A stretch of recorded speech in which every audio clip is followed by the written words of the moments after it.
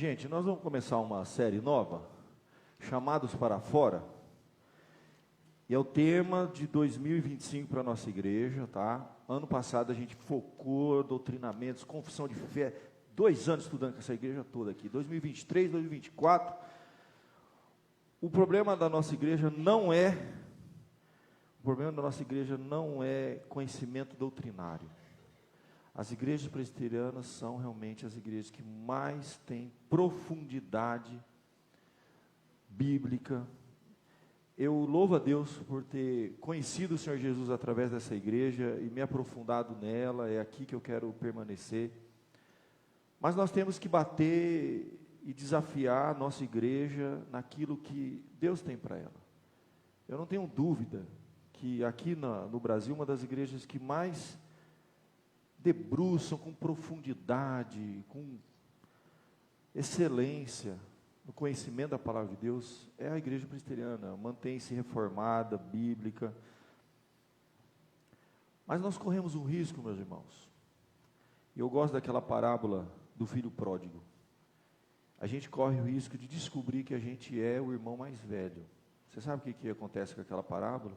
O irmão mais velho era o povo que não queria ir atrás do irmão mais novo perdido. O perdido é aquele que não conhece a palavra, se afastou. E o mais velho estava na casa do pai, não interessado pelo pai, mas nas bênçãos do pai. E o problema dele era dividir a herança, aquela coisa toda. Ali é uma parábola profunda, meus irmãos, que conta a história de 2 irmãos. Um estava perdido fora da casa do pai e o outro estava perdido dentro da casa do pai. E o maior nosso desafio é esse. E ali era aquela parábola linda, que a Bíblia fala que há mais alegria no céu por um pecador que se arrepende do que por 99 justos que não precisam de arrependimento. Quando a gente entende o sentido disso na palavra de Deus, a gente descobre que a igreja corre o risco, e a gente tem que, meia culpa aqui, de ser muito bom para fazer festa na terra, e a gente faz pouca festa no céu. Sabe quando tem festa no céu? Não é quando a gente faz festa na terra. Quando tem festa no céu, quando um pecador se arrepende. Aí tem festa lá no céu. Há mais alegria lá, quando um pecador se arrepende, do que 99 justos aqui na terra festejando. Não quer dizer que Deus não gosta das nossas festas, não é essa a ideia. É que Jesus tinha uma mensagem para passar. Então eu quero começar com você, pedindo para você abrir lá em Lucas capítulo 13. É uma mensagem desafiadora para nós, que vai nos falar sobre a figueira estéril. Meus irmãos, essa passagem ela é desafiadora para a gente, quando a gente lê lá, então, Lucas 13, verso 6 em diante. Então, Jesus proferiu a seguinte parábola: certo homem tinha uma figueira plantada na sua vinha, e, vindo procurar fruto nela, não achou. Pelo que disse ao viticultor: há 3 anos venho procurar fruto nesta figueira, e não acho. Podes cortá-la. Para que está ela ainda ocupando inutilmente a terra? Ele, porém, respondeu: Senhor, deixa ainda este ano, até que eu escave ao redor dela, e lhe ponha estrume. Se vier a dar fruto, bem está. Se não, mandarás cortá-la. Até aqui, meus queridos. Vamos orar, pedir a bênção e a direção de Deus para a mensagem dessa noite. Ó Pai querido, nós te louvamos pela tua palavra, que é viva, eficaz, é uma espada, Senhor, que vai nessa noite, ó Deus, adentrar em nosso coração, sondar o mais íntimo do nosso ser, prescrutar nossa alma e trazer à luz, ó Deus, aquilo que está dentro de nós, para nos transformar, para nos moldar segundo o teu querer, a imagem do teu Filho, para nos usar como instrumento segundo os teus propósitos, como indivíduos e como igreja. Perdoa, Senhor, a nossa pequenez, a nossa miséria, Senhor. o pregador que é o vaso de barro, Senhor, mas que toda honra e glória seja realmente ao tesouro do Evangelho, ao Senhor Jesus. Não somos nada, Senhor, só instrumento. Que toda honra seja dada a Ti, em nome de Jesus. Amém. Gente, a gente precisa lembrar, primeiramente, o contexto, porque Jesus conta a parábola no meio de um contexto. Não é do nada. Acontece alguma coisa e parábola é uma coisa maravilhosa, é um mistério que Jesus lança para fazer a gente pensar. É aquele tipo de coisa que a gente escuta, não entende nada, vai para casa, fica pensando. Eu me lembro quando eu frequentava a igreja, o pastor pregava alguma coisa, eu ficava. Aí eu ia para casa, eu sentava no sofá, ficava olhando para o teto, aí acordava, ele quis dizer isso. Acho que foi para mim aqui. Parábola é aquele negócio que faz você pensar. Certo homem tinha uma figueira plantada na sua vinha, vindo procurar fruto, não achou e mandou cortar. O que ele quis dizer com isso? Você tem que ver o contexto, não tem outro caminho. O capítulo 12, ele termina falando de juízo, gente. E naquela mesma ocasião, verso de número 1, capítulo 13, a Bíblia diz que alguns falavam a Jesus a respeito dos galileus, cujo sangue de Pilatos misturara com o sacrifício que os mesmos realizavam. E depois, no verso 3 e verso 4, o texto vai nos mostrar então que Jesus estava falando de juízo, e eles estavam perguntando se algumas pessoas que tinham passado por uma tragédia, se o juízo de Deus sobre aquelas vidas, se eles tinham mais culpa. Interessante isso, a preocupação deles era essa. Falava-se de juízo, as pessoas estavam então questionando, olha, que um grupo lá de galileus, que passou por uma tragédia. Jesus responde, não pensais que esses galileus eram mais pecadores do que todos os outros, por terem padecido essas coisas. Não eram, Jesus fala. Se, porém, não vos arrependerdes, todos igualmente perecereis. Ou cuidais que aqueles 18 sobre os quais desarmou a torre de Siloé e os matou, eram mais culpados que os outros habitantes de Jerusalém? Não eram. Eu vos afirmo, se não vos arrependerdes, todos igualmente perecereis. Então, esse era o contexto. Jesus fala no capítulo 12, juízo. As pessoas perguntam assim, então aquela turma lá que aconteceu aquela tragédia lá com eles, aí aqueles ali eram mais culpados, né? Jesus fala, não é assim que funciona. Não interprete dessa forma. Se vocês não se arrependerem, todos igualmente perecereis. Eles não eram mais culpados. Que Jesus está dizendo que todos nós somos pecadores, carecemos da glória de Deus, da misericórdia de Deus, e Deus vai um dia julgar a todos nós. Então é por isso que o verso seguinte, o verso 6, eu vou propor uma parábola para vocês. Aí ele fala, Jesus proferiu então a seguinte parábola, ou contexto. Certo homem tinha uma figueira plantada na sua vinha, vindo procurar fruto nela, não achou. Pelo que disse ao viticultor, há 3 anos venho procurar fruto nela e não acho. Então pode cortar. Aqui está mostrando claramente, Jesus está dando um recado para aquelas pessoas. Ele não via fruto, eles não estavam sendo realmente usados, não estavam cumprindo o propósito que Deus tinha para a vida deles, enterrando seus dons, enterrando seus talentos. O contexto é esse. Eles não estavam cumprindo a vontade de Deus. Quem sabe estavam vivendo seus próprios sonhos e não vivendo os sonhos de Deus, que é um desafio que a gente tem também. Às vezes você pensa que você está sendo bem sucedido na sua vida, porque está dando certo algumas coisas na sua vida. A grande pergunta é, era esse o plano de Deus para a sua vida? Era esse o propósito de Deus? Deus te chamou para quê? Então ali, meus irmãos, Jesus dá uma chamada naquela turma e diz claramente isso. Eu vou dar uma nova chance para vocês. Senhor, deixa ainda este ano, até que eu escave ao redor dela, ele ponha estrume. Se vier dar fruto, bem está. Se não, a gente corta. Aqui a gente está vendo a misericórdia de Deus, nos dando uma nova chance. No nosso relacionamento com Deus, Ele está atento a nós. Deus nos chamou por um propósito. Você foi chamado para cumprir o plano de Deus, o propósito de Deus.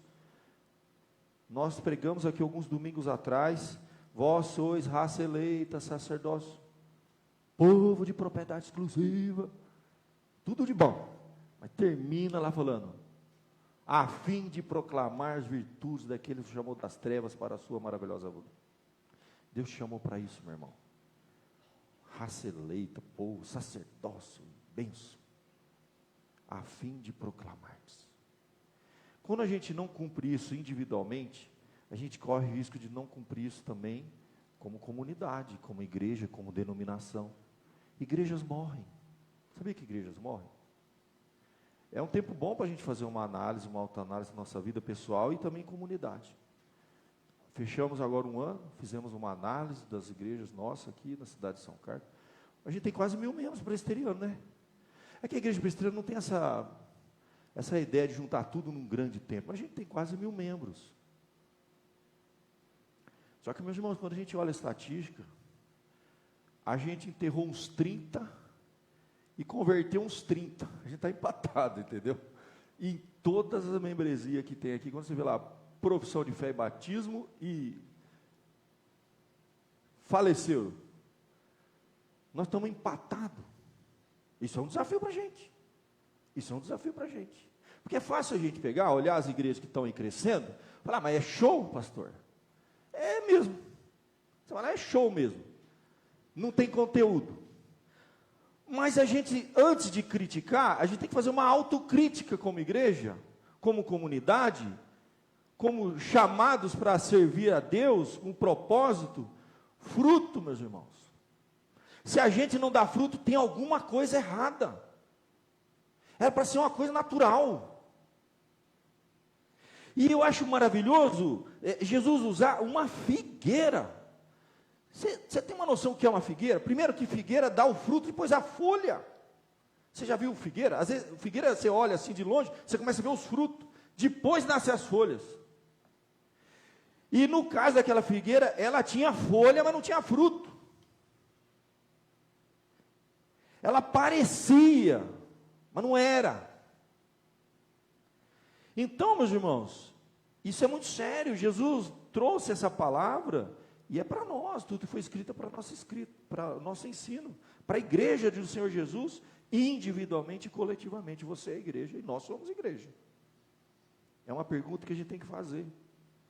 Se eu tenho sido uma figueira que dá fruto, se eu tenho folha, só folha e fruto, como é que é? O Senhor vê o coração. A gente não sabe o que está no coração. O Senhor conhece a nossa intimidade, conhece a nossa vida. E o desafio nosso para 2025, eu não tenho dúvida, e a gente tem que começar o ano refletindo seriamente sobre isso. Nós somos bons para dar festa, gente. Eu sou um pastor festeiro, eu gosto de festa, todo mundo sabe, né? Gosto de coxinha, gosto de bolo, gosto de música, de barulho.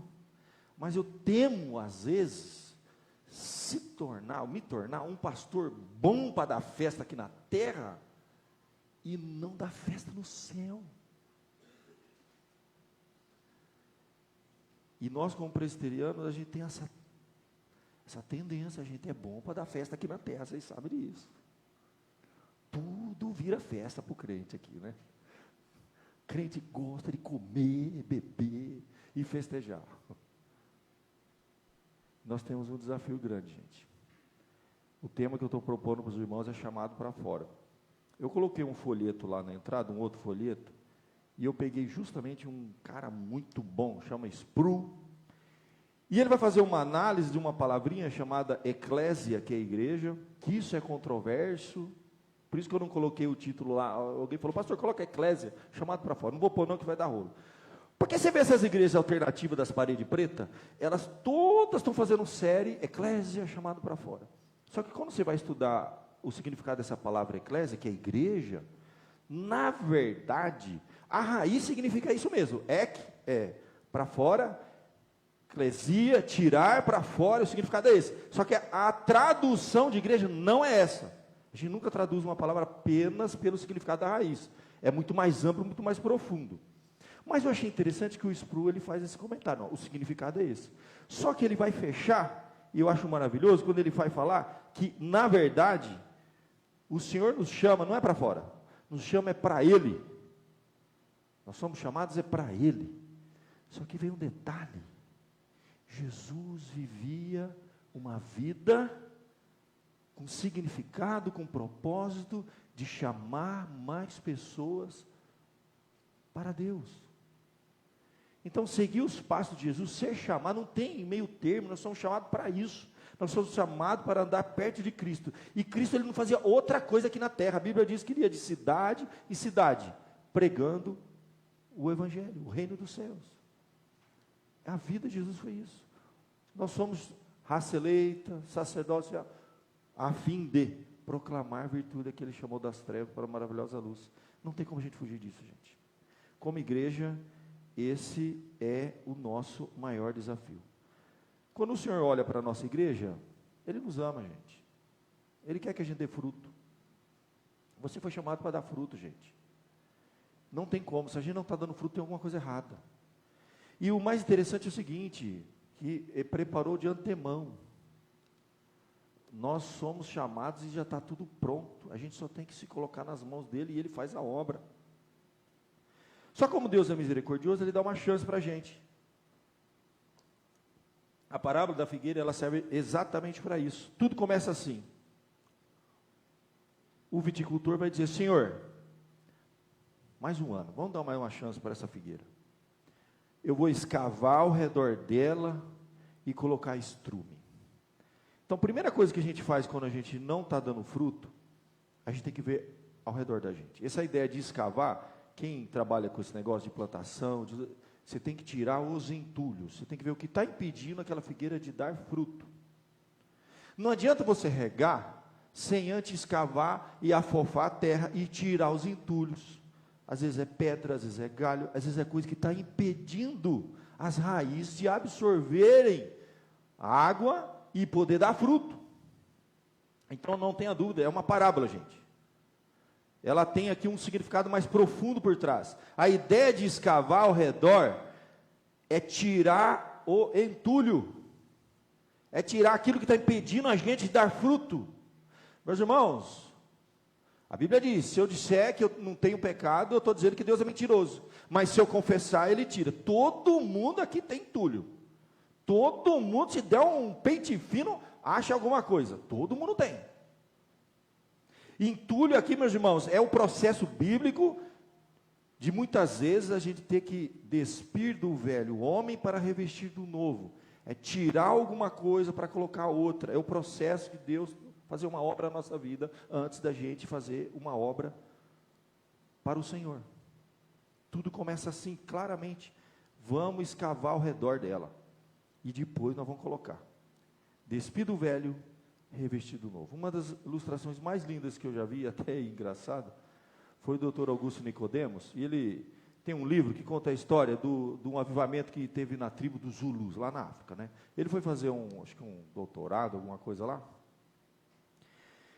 e viveu essa experiência de ver um avivamento dentro de uma tribo, sabe? Uma coisa extraordinária, milhares de pessoas convertendo, aquela coisa toda, e tem um livro que conta essa história, e conta que se converteu a pajé, a chefe lá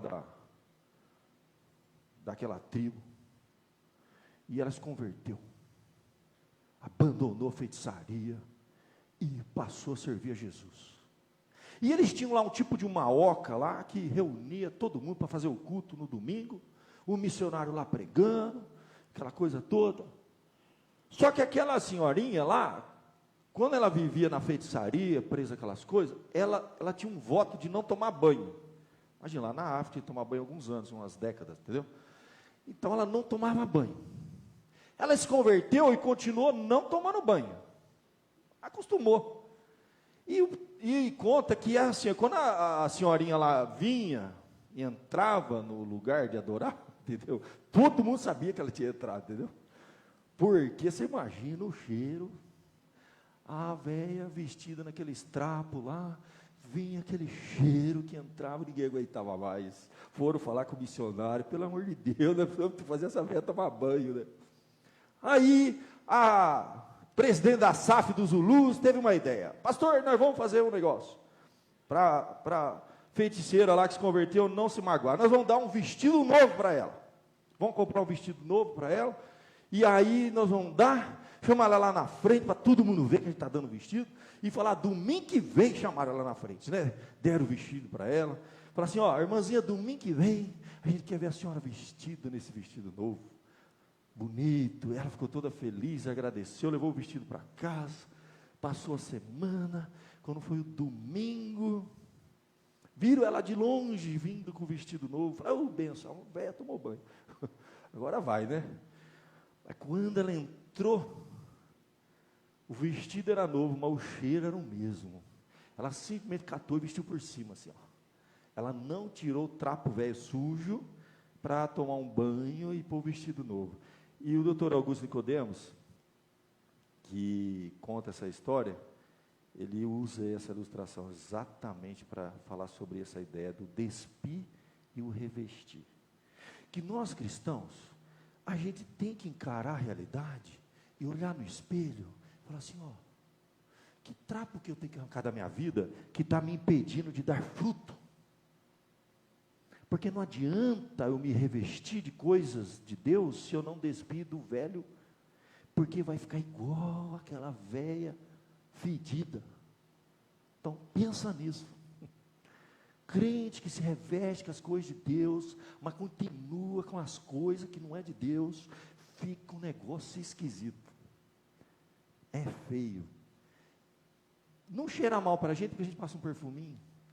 Mas para Deus, na adoração, no serviço, na obra, é muito interessante isso, né? A Bíblia fala aqui, aroma agradável. Quando a gente vem adorar a Deus, Deus não está preocupado com a roupa que você está usando, Deus não está preocupado se você tomou banho ou não, Deus não está preocupado com o perfume que você passou, mas Ele vai dar uma cheirada, viu? Ele vai dar uma cheirada no nosso interior. E a Bíblia diz que quando o aroma é agradável, a palavra agradável no hebraico é aceitável. Quando o aroma subia e era agradável, Deus aceitava. O sacrifício era aromas agradáveis diante de Deus. E quando a Bíblia fala assim, ó, Deus não se agradou, e vai falar um monte de vezes na Bíblia, Deus não se agradou daquilo ali, significa que Ele rejeitou, Ele não aceitou. Então quando a gente vem cultuar Deus, o aroma nosso é isso, gente. Não tem como. Deus sonda o coração, e é por isso que a gente tem que ter no culto um momento de arrependimento, de confissão, falar, Senhor, todo mundo aqui tem algo para melhorar, todo mundo tem algo para se despir, para, Senhor, me ajuda a vencer esse meu jeito de ser. Todo mundo tem um jeito de ser que lá na sua casa ninguém aguenta. Agora começa a cutucar, está vendo? Tá vendo? Serve para os dois, viu? Todo mundo tem que mudar alguma coisa. Se você falar que você não tem que mudar, está pronto? Se tiver, ele leva para a glória. Entendeu? Ele vai completar a boa obra até o fim, entendeu? Se você está pronto, então o que você está fazendo aqui? Se você está aqui, ele vai fazer a obra. Está fazendo a obra, ele promete que ele vai fazer uma obra. E vai fazer uma obra em você. Vai mudar a sua vida, vai transformar o seu coração. Você vai se transformando de glória em glória à imagem de seu filho. Entendeu? Enquanto, ó, deu até uma musiquinha para você entender o negócio. Você vai ser transformado à imagem de Jesus. Se você olha para Jesus e fala assim, ó, não cheguei lá ainda, então prepara, meu irmão, que Deus ainda vai quebrantar muito isso aí. Ele vai escavar ao redor, ele vai quebrantar, e vai tirar coisa da gente, porque todo mundo tem coisa para tirar, entulho, e limpa, para depois adubar. É um processo maravilhoso, que o Espírito de Deus está fazendo na sua vida, na minha vida, e a gente tem muita coisa ainda para melhorar. Não tenha dúvida, gente. Esse é um dos grandes impedimentos, muitas vezes, para a gente não dar fruto. Se a gente não está dando fruto, a gente tem que dar uma escavada. Vai lá, escava o que você acha.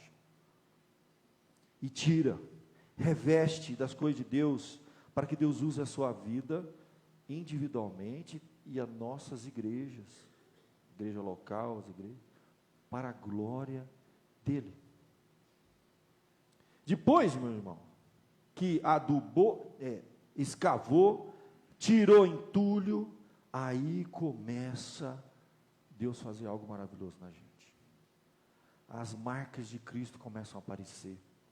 coisas que a gente achava que era impossível. Hoje de manhã a gente falou aqui com a igreja sobre perdão, misericórdia. Estou falando sobre as bem-aventuras de manhã, né?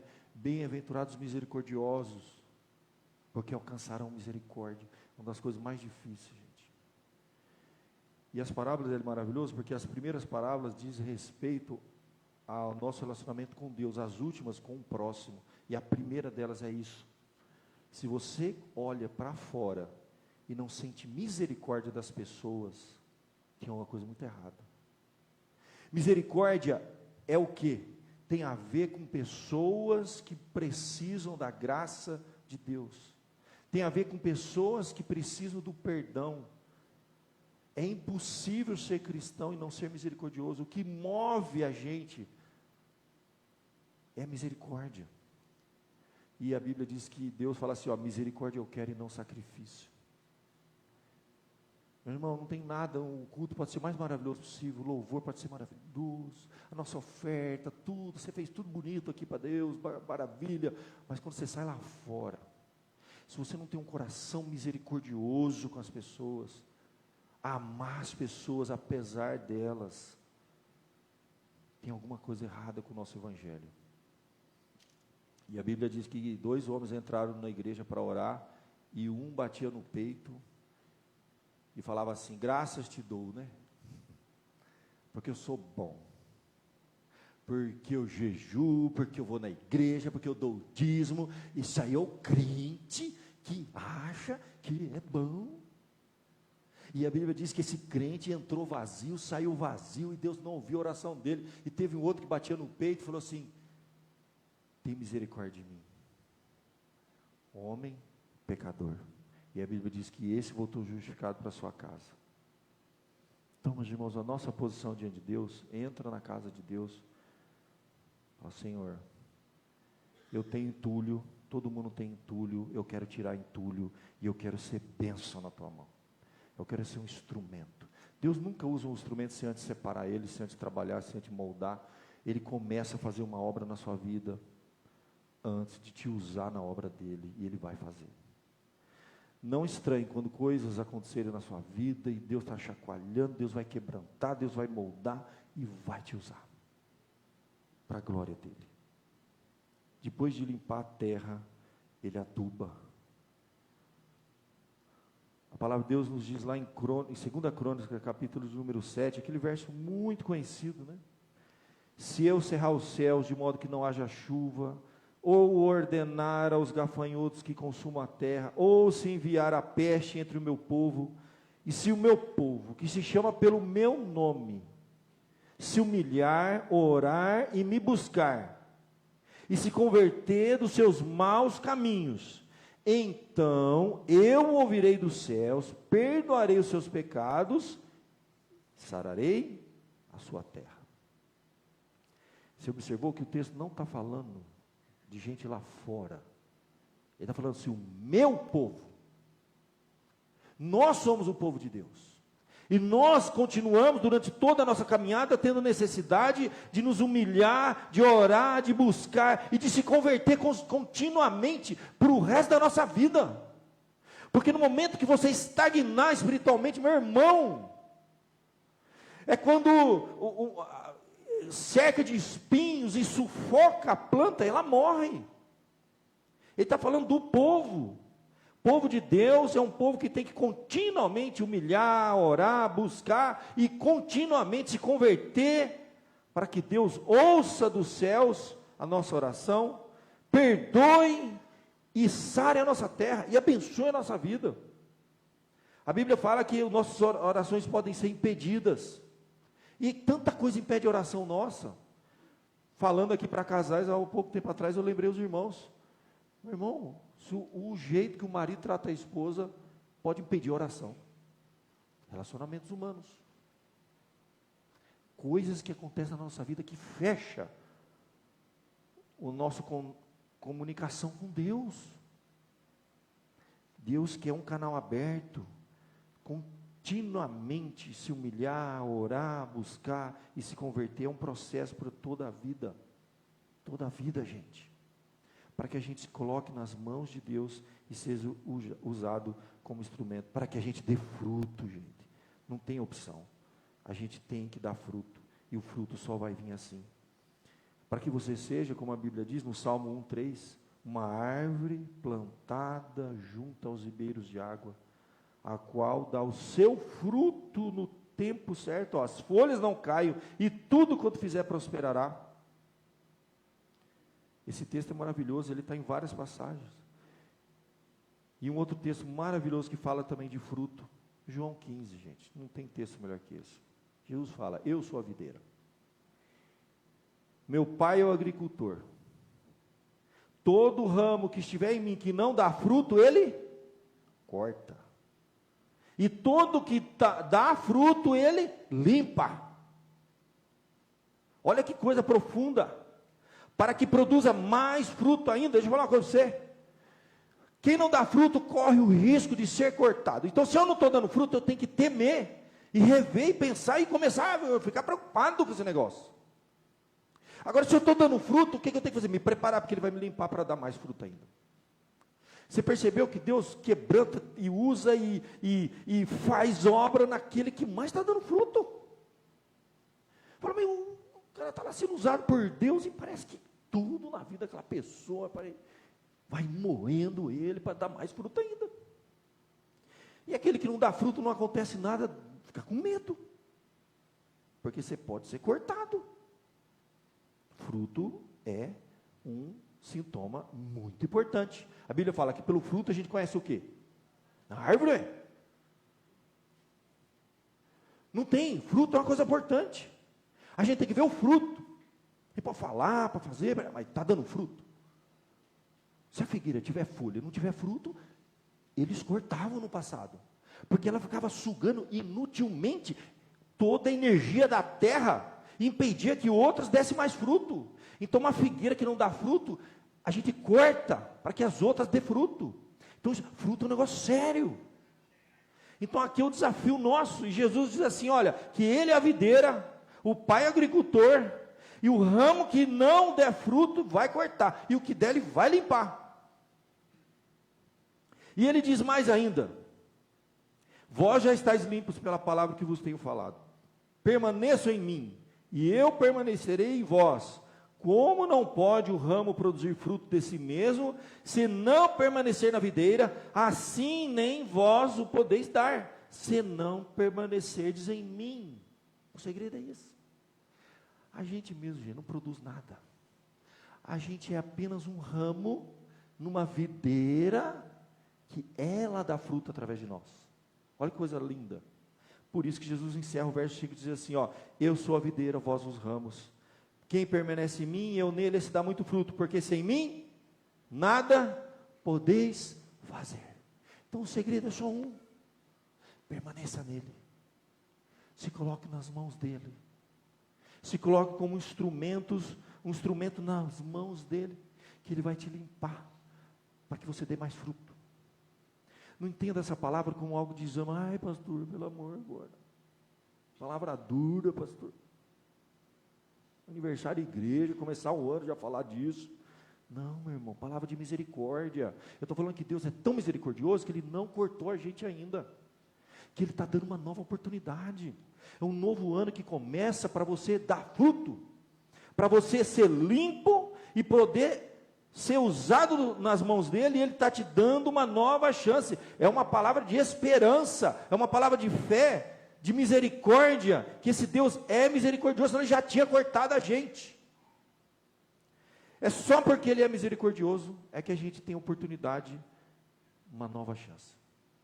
E com Deus a gente sempre tem uma nova chance. Se você é filho de Deus, Ele não quer te cortar, Ele quer te podar, é diferente.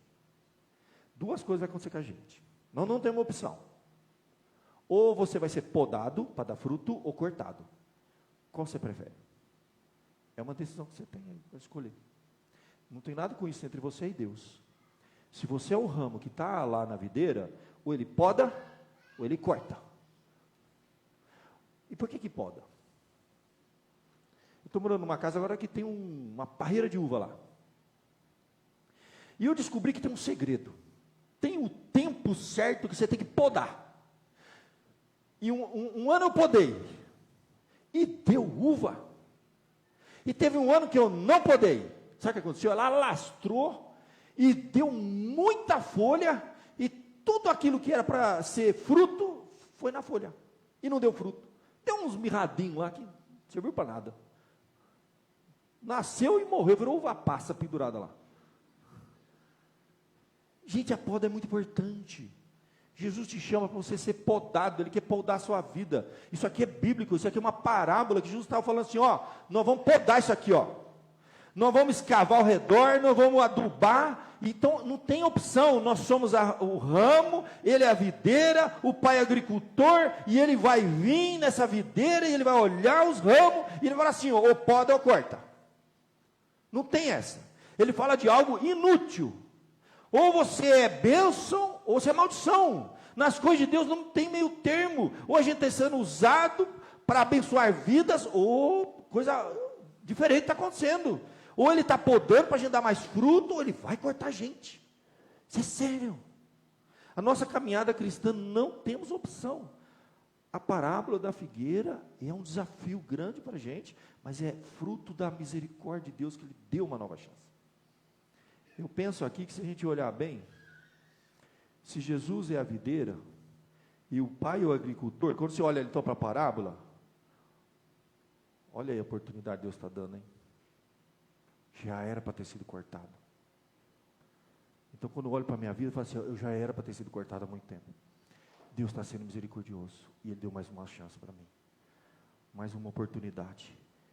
Simplesmente, Jesus está dizendo assim, eu sou a videira, você é o ramo, quem permanece em mim, e eu nele, esse dá muito fruto, não é pouco. Então meu irmão, não é nem pouco fruto que você vai dar muito fruto, porque Deus vai podar, e não vai te cortar. E sem mim, ele termina dizendo, nada podeis fazer.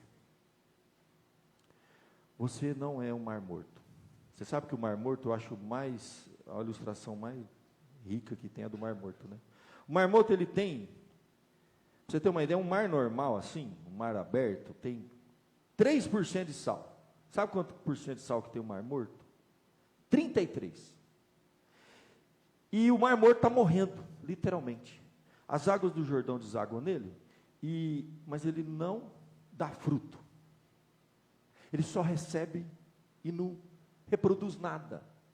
Então, o crente que recebe e não reproduz, ele é um mar morto. E o que está acontecendo com o mar morto? Que ele está recuando. Entendeu? Ele não desemboca, ele não tem vida. 33% de sal, não tem vida lá. Porque ele não desemboca. Então, toda a água que vai para lá, vai acumulando, está com 33% de sal, e ele está diminuindo, o mar morto está morrendo. Não tem ilustração melhor na nossa vida. Você foi chamado para dar fruto, gente. Você está aqui para isso, para a glória de Deus, para dar fruto. Feche seus olhos, fala com Deus, Senhor, eu 2025 aqui, eu vou dar fruto, ou o Senhor poda, eu vou dar fruto em nome de Jesus. Resgata os seus dons, gente. Deus te capacitou para alguma coisa. Deus vai te usar para alguma coisa. Conversa com Deus. O negócio é você e Ele, eu não tenho nada com isso. Eu só dou o recado aqui. Ou Ele poda ou Ele corta. Fala com Ele. Aonde você vai ser usado em 2025? Aonde você podia estar dando fruto e não está dando, porque está enterrando o dom, porque está recusando o chamado de Deus para a sua vida, a obra que Deus quer fazer em você e através de você. Feche seus olhos, fala com Deus. Vou chamar o louvor à frente enquanto a gente vai orar, tá bom, gente? Vamos orar. Senhor, Tu sonda e conhece o nosso coração. Nosso assentar, nosso levantar, toda a nossa vida, estamos diante dos Teus olhos, Senhor. Somos pecadores, mas estamos diante de um Deus misericordioso, Senhor. Tua misericórdia se renova a cada manhã, é a causa de não sermos consumidos. Somos chamados para sermos ramos que dão fruto na videira, Senhor. Ó Deus, em nome de Jesus, nós não queremos mais um ano sem fruto, Senhor. Se tem folha, Pai, tira a folha, poda essa folha, Senhor, em nome de Jesus, para que dê fruto. Se tem algum dom ou algo que o Senhor está nos chamando, estamos recusando, resistindo, Senhor. O que está nos impedindo de dar fruto na Tua obra, no Teu reino, em nome de Jesus, Senhor. Sonda a Tua igreja, escava ao redor de nós, tira os entulhos, ó Pai, poda essa árvore em nome de Jesus, para que ela dê fruto, Senhor. E não pouco, muito fruto, para a Tua glória em nome de Jesus, para que vidas sejam abençoadas, para que vidas sejam alcançadas, Senhor. Que o Teu reino, aqui na terra, Senhor, seja, através de nós, Senhor, um instrumento para transformar vidas, ó Pai. Nós somos chamados para isso, Senhor. Abençoa a Tua igreja, o Teu povo, ó Pai. Renova a nossa fé, a nossa esperança.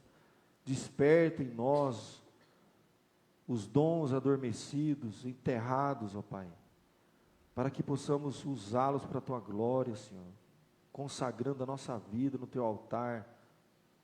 Tem misericórdia de nós, Senhor. Somos pecadores, nos sentimos indignos, ó Pai, mas o Senhor vai podar essa figueira, escavar, Senhor, adubar, em nome de Jesus ela vai dar fruto para a Tua glória.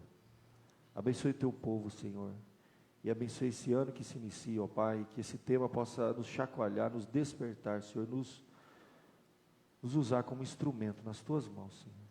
É que eu te peço, te agradeço, em nome de Jesus. Amém.